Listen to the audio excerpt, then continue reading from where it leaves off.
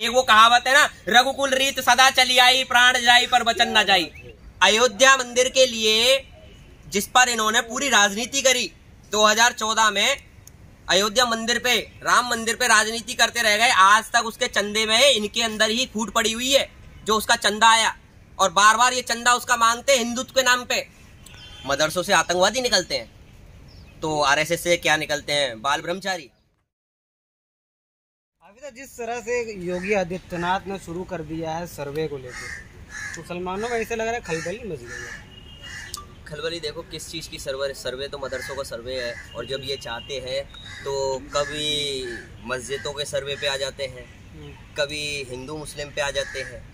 और इन्हें तो बीजेपी आरएसएस का शुरू से एजेंडा रहा है कि मुसलमान के लिए ही सर्वे होता है, सर्वे कराना है। तो मैंने देखिए जहांगीरपुरी के वक्त भी कहा था, जब बुलडोजर चल रहा था, कि जहांगीरपुरी दिल्ली में बुलडोजर चला और जगह जगह इन्होंने नोटिस पहुंचाए बुलडोजर चलाने के। तो हमने कहा था कि बुलडोजर चलाना है, हाँ, अगर किसी का अवैध निर्माण है तो बुलडोजर चलाइए, पर कहीं ऐसा ना हो कि ये देश 80 से 85% रेट में तब्दील हो जाए, कि कहीं ऐसी जगह है जो अवैध बनी हुई है, कि मदरसों का सर्वे मदरसों का हो रहा है तो मंदिरों का भी कराया जाए। नंबर आएगा ना उनका भी, धीरे धीरे नंबर आएगा, सबका आएगा। बाद में क्यों आता है, एक साथ क्यों नहीं आता? इस देश में हिंदू मुसलमान को एक साथ क्यों नहीं समझा जाता? मस्जिद मंदिर को एक साथ क्यों नहीं समझा जाता? कि योगी आदित्यनाथ कहते हैं, क्या कहते हैं, उत्तर प्रदेश के चुनाव, विधानसभा चुनाव में 80-20, तो अगर 80-20 कराया जाए तो 80-20 पूरे देश में कराया जाए। शिक्षा के मामले में भी 80-20 कराया जाए, बेरोजगारी के मामले में भी 80-20 कराया जाए, और 80-20 कराया जाए। आज जो जनता, नरेंद्र मोदी देश के प्रधानमंत्री कहते हैं कि हम 80 करोड़ जनता को खाना दे रहे हैं, राशन दे रहे हैं, तो इससे ये बिल्कुल साबित हो गया है तथ्यों के साथ कि इस देश में 80 करोड़ जनता भुखमरी से जूझ रही है, बेरोजगारी से जूझ रही है। अशिक्षित होकर बच्चे को क्या कहते हैं, ऐसी विचारधारा, क्या कहते हैं, मटके से पानी पीने पे मार दिया जाता है। सोचने वाली बात है। तो ये शिक्षा का अभाव ही तो है, और आप इस जनता को, इस देश की जनता को दे नहीं पा रहे हैं। सर्वे करा रहे हैं, उद्घाटन कर रहे हैं, नाम बदल रहे हैं और सर्वे करा रहे हैं। मौलाना साहब, उनका कहना है कि मदरसों से आतंकवादी निकलते हैं। मदरसों से आतंकवादी निकलते हैं तो आरएसएस से क्या निकलते हैं, बाल ब्रह्मचारी। आरएसएस से क्या निकलते हैं? उदयपुर में जो कांड हुआ, आपके ही माइनॉरिटी सेल का, Bharatiya Janata party minority cell का वो बंदा पकड़ा जाता है, मुसलमान। अरे तालीम का फर्क होता है ना मेरे भाई, कि किसके साथ। एक होता है ना बच्चे, देखो माँ बाप कहते हैं ना, बच्चे परिवार से बच्चों को कहते हैं कि बेटा अच्छे दोस्त बनाइए, अच्छे लोगों के साथ रहिए। तो वो किस लिए कहते हैं? कि संगत का असर बहुत जल्दी होता है, संगत का असर फर्क पड़ता है साथ रहने का। हमारे दोस्त कैसे हैं ये हमें डिपेंड करता है, कि हमारा व्यक्तित्व कैसा है, उनके हिसाब से ये हमारे ऊपर फर्क पड़ता है। तो हम जिसके साथ रहेंगे, हम जिसकी विचारधारा को अपने अंदर अर्जित करेंगे, तो वही विचारधारा हमारे अंदर आएगा। वो कहते हैं ना कि जैसा खाना और वैसा ही गाना, कि जैसे हम खाएंगे वैसा ही गाना गाएंगे। तो कौन सा गाना गा रहे हैं अभी, ये तो बताइए ना। मदरसों का सर्वे ही तो करा रहे हैं, कौन सा गाना गा रहे हैं? अरे तो मदरसों का सर्वे करा रहे हैं, मैं तो कह तो रहा हूँ, कराइए, बखूबी कराइए। और जब तक आपकी सरकार है तब सबके कराइए। आसाम में कराइए, आसाम में इन्होंने चालू कर दिया, उत्तर प्रदेश में चालू कर दिया। एनआरसी आसाम से स्टार्ट की थी, आज एनआरसी सीए का कोई नाम नहीं है। कराइए, पर मंदिर मस्जिद का दोनों को कराइए ना। आज मंदिरों में कई जगह ट्रस्ट कमेटियां बनाई जाती है। चंदा कितना आता है? अयोध्या मंदिर के लिए जिस पर इन्होंने पूरी राजनीति करी 2014 में, अयोध्या मंदिर पे, राम मंदिर पे राजनीति करते रह गए। आज तक उसके चंदे में इनके अंदर ही फूट पड़ी हुई है, जो उसका चंदा आया, और बार बार ये चंदा उसका मांगते हैं हिंदुत्व के नाम पे। तो उसकी भी तो जांच कराइए। पीएम केयर फंड में लोगों ने कोरोना के वक्त में मदद की थी, बाहर विदेशों से मदद आई थी, उसका भी तो हिसाब दीजिए, उसका भी तो सर्वे कराइए। पर उसका जवाब देने से मना कर दिया गया। क्यों जवाब नहीं देंगे? देश का पैसा नहीं था, देश की जनता के लिए नहीं आया था, दीजिए जवाब। या मेरे हिंदू भाइयों का पैसा नहीं था, अयोध्या के जो ट्रस्टों के लिए क्या कहते हैं दान दिया गया, वो मेरे हिंदू भाइयों का पैसा नहीं था, उसका भी हिसाब दीजिए। उन्हें दिक्कत नहीं है, आपको दिक्कत क्यों है? दिक्कत तो बहुतों को है। पर मेरे जैसा कोई बोलने वाला नहीं है, आवाज उठाने वाला नहीं है। कि इस आज की जो जनता है ना, जो ये 80-20 कहते हैं, तो वही 80-20 है कि 20% जो जागृत है ना, वही आवाज उठा रहे हैं, वही इस सरकार के लिए, आरएसएस के खिलाफ, इस भाईचारे के समर्थन में बोल रहे हैं। नहीं तो वही 80-20 हो चुका है। 80% जनता इस देश की। आप कहना क्या चाह रहे हैं? क्या 80-20 क्या कहना चाह रहे हैं आप? क्या 80-20 करना चाह रहे हैं आप? वो 80-20 खत्म हो चुका। भारतीय जनता पार्टी 24 में विदाई ले रही है, ये मैं ठोक बजा के कह रहा हूँ। और बड़े बड़े नेताओं ने कल एक बात चलाई थी कि राहुल गांधी जी ने जो भारत जोड़ो यात्रा करी है, उस पे भारत तोड़ो यात्रा का समर्थन करते रहे। अरे मेरा एक सवाल है, बेशरमो, बेवकूफो, अगर तुम किसी का समर्थन लेकर नाम दे रहे हो, गुलाम नबी आजाद जी को आप लेते हो, तो उन्होंने तो पार्टी छोड़ दी मेरे भाई। आप ये देखिए कि गुलाम नबी आजाद भी वही थे जो एक दिन वो था कि जो क्या कहते हैं, अकबर रोड के बड़े क्या कहते हैं नुमाइंदे बने हुए थे। 24 तो छोड़ ही देंगे ना सम्मान। अरे सम्मान तो उनको ये चाहिए ना। देखिए कि कश्मीर की राजनीति नजर आ रही है, कश्मीर की राजनीति नजर आ रही है, सम्मान उनको दिया गया, उनको 3-3 दफा 4-4 दफा उनको सांसद बनाया गया। कश्मीर से सरकार रही कांग्रेस की, तो कांग्रेस ने उनको सीएम भी पद दिया। अब आगे की तो सोच ये है ना कि वो, मैं देखिए, मैं ना हिंदू के खिलाफ हूँ, ना मैं मुसलमान के खिलाफ हूँ, मैं सिर्फ खिलाफ हूँ। तो जो इस देश को तोड़ने की बात, नहीं तो 80-20 जो इस देश को तोड़ने की, ये 80-20 का नारा मैंने दिया, या भरे मंच से विधानसभा चुनावों में योगी आदित्यनाथ कहते हैं। मैं क्या कह रहा हूँ, योगी आदित्यनाथ एक सम्मानीय पद पर है और दूसरी बार के सीएम हैं, तो इनको खुद को ये देखना चाहिए कि आप चिट्ठा उठा लीजिए, भारतीय जनता पार्टी का कोई भी डिबेट उठा लीजिए, किसी भी क्या कहते हैं, किसी भी नेता प्रवक्ता को उठा लीजिए, ये एक ही जवाब देते हैं, या तो हिंदू मुस्लिम, या कांग्रेस मुक्त भारत, या फिर क्या कहते हैं राहुल गांधी को टारगेट करते हैं। तो सोचने वाली बात है कि इस देश में विपक्ष से एक ही नेता है और एक ही शख्स जो गांधी विचारधारा को लेकर और देश की जनता की आवाजें उठा रहा है, राहुल गांधी, और उसको आप तोड़ने की बात करते हो। देखिए वो 14 और 12 का जमाना नहीं है जब आपने, मैं बता रहा हूँ आपके माध्यम से एक भारतीय जनता पार्टी के कार्यकर्ताओं, नेताओं, प्रवक्ताओं, और मैं माननीय मोदी जी को भी एक मैसेज देना चाहता हूँ कि वो 2012 वाला राहुल गांधी नहीं है जिसको आपने पप्पू बना लिया, पप्पू का खिताब दे दिया।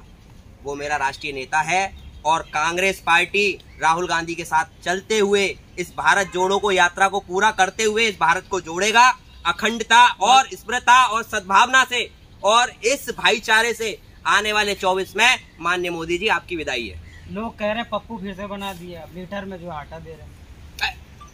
यार ये देखिए, मैं बात कहता हूँ कि जुबान का स्लिप हो जाना ये नुकसान नहीं देता।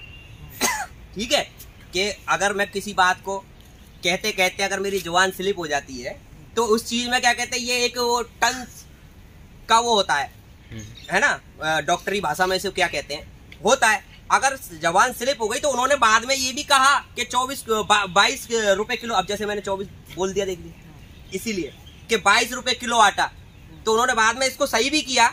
तो अब इन बेवकूफों को, बेशरम को ये सोचना चाहिए, जो उन्हें ट्रोल करते डोलते हैं, इनकी बीजेपी की IT सेल, इनको ये देखना चाहिए कि कितनी मर्तबा आपके प्रधानमंत्री जी की जुबान स्लिप हुई है।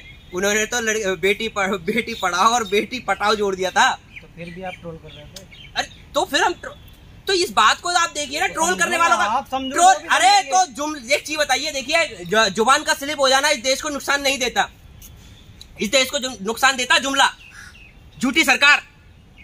कौन है झूठी सरकार? ठीक है, 2 करोड़ नौकरियां कहाँ है देश के लिए, कहाँ देते देश के युवा के लिए 2 करोड़ नौकरियां कहाँ है? वो 15 लाख रुपए मेरे अकाउंट में आज तक 15 लाख की एक एंट्री नहीं हुई है। अमित शाह जी ने कहा है ना, वो तो वो था, वादा था, जुमला था, वादा नहीं था। वादा होता तो पूरा करते आते। एक वो कहावत है ना, रघुकुल रीत सदा चली आई, प्राण जाई पर वचन न जाई। अगर वचन की इनको वादे का अगर इनको बात होता तो ये क्या कहते हैं, समझ नहीं पाते। ये तो जुमले हैं, जुमले तो फिर जुमले ये क्या कहते हैं, लाल किले से 15 अगस्त के दिन प्रधानमंत्री नारी सम्मान की बात करते हैं, वहीं बिल्किस बानो भावुक हो जाते हैं महिलाओं के लिए। रोना नहीं दिखाई देता है, रोना नहीं दिखाई देता आपको मोदी जी का? भावुक हो जाते हैं तो माननीय प्रधानमंत्री जी अपनी धर्मपत्नी को छोड़ के क्यों बैठे हुए?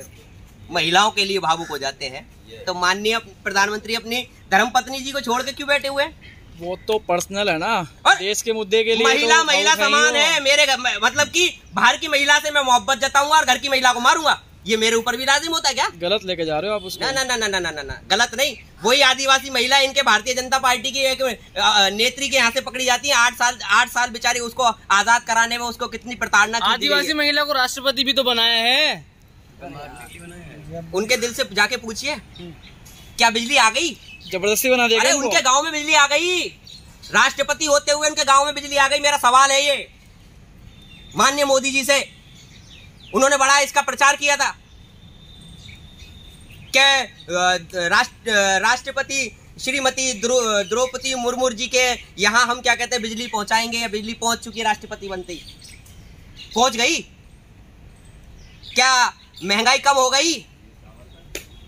क्या कोरोना के बाद में जीडीपी, अभी देखिए आपके सामने, इस देश को अभी और बेवकूफ बनाया जाएगा। कुछ दिन में एक है ना जीडीपी का एंगल लेके आएगा कि इस देश की 15% जीडीपी हर बढ़ रही है।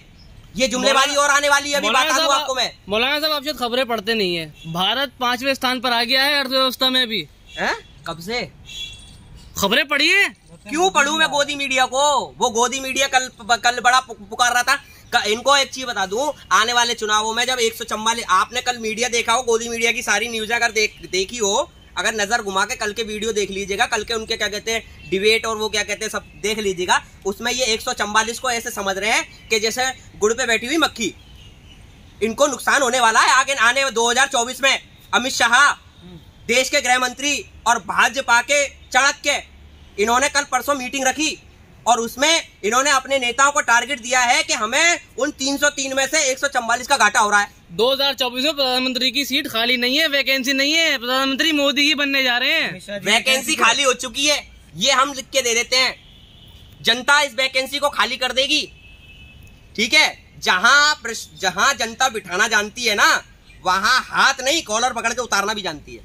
हाथ नहीं कॉलर पकड़ के उतारना जानती है, और उतारा भी गया है। 46% जनता को महंगाई नहीं लग रही है। 46% जनता को महंगाई नहीं लग रही है। आज एक चीज बता दो, 46% को नहीं लग रही ना, वो 56% को तो लग रही है। वो 56% इस देश में परिवर्तन करेगा। तो कहाँ है? रोड पे कहाँ है? अरे रोड पे क्यों नहीं है? आज आने वाले वक्त में देखिए महंगाई पे। आप ही आते हैं रामलीला मैदान में खुद गोदी मीडिया का सर्वे है, मैं नहीं कहता, आप उठा के देख लीजिए। कार्यकर्ता पहुंचे। अरे जनता पब्लिक पहुंची है, पब्लिक भी पहुंची है। सारे कार्यकर्ता जो 1 लाख कैंपस में बताए गए हैं, वो कार्यकर्ता कैंपस के बताए गए।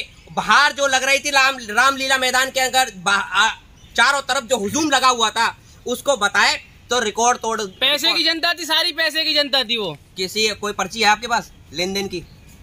इन पैसों का लेन देन होता है, पर्ची होती है क्या? अरे तो यार मैं क्या कह रहा हूँ, तो फिर कैसे कह सकते हो आप? कटाक्ष कैसे कर सकते हो किसी पे? किसी को तंज कैसे कर सकते हो? सारे कांग्रेसी थे वो, सारे। अरे तो कांग्रेस समझ ही नहीं रहे यार। राहुल गांधी को देखने आए थे, कह रहे। राहुल गांधी को देखा नहीं है? टीवी पे देख लिया, कई दफा देख लिया, ईडी में देख लिया, 55 घंटे ईडी ने बैठा के देख लिया। और कितनी बार राहुल गांधी को देखोगे भाई? आपने कांग्रेस ज्वाइन कर ली लगता है। मैंने सेकुलर, मैं तो शुरू से सेकुलर हूँ भाई, और मैं गांधी विचारधारा के साथ हूँ, इसलिए लोग मुझे कहते हैं कि मैं क्या कहते हैं कांग्रेसी हूँ। तो वो क्या सावरकर वाली विचारधारा के हैं? अच्छा जी, देश के पूर्व प्रधानमंत्री और देश के पहले प्रधानमंत्री जवाहरलाल नेहरू जी की तस्वीर हटा के वो सावरकर की तस्वीर लगा देते हैं और बुलबुल का नाटक करते हैं। सोचने वाली बात है ना, वो चाहते क्या है? ए सनम तू बेवफा नहीं था, पर तू सावरकर को देखकर बेवफा हो गया है। ऐसा थोड़ी है कि बुलबुल अरे यार अरे कम से कम शर्म तो करो। कभी मोर को दाना खिलाने पहुंच जाते हो, कभी कोई सा मेकअप ड्रेसअप कर लेते हो, कभी कुछ कर लेते हो, कभी बुलबुल पे इस देश की भ्रमण कराते हो। फिर पेट्रोल बंद कर दो ना, पंप भी बंद कर दो। बुलबुल पे जाएंगे, बुलबुल पे खाएंगे, बुलबुल पे आएंगे, बात खत्म। बुलबुल पे ही सारा पूरा देश को बुलबुल पे बिठा के ही आगे इसका विकास और प्राधिकरण कर दीजिए देश को। ठीक, शुक्रिया।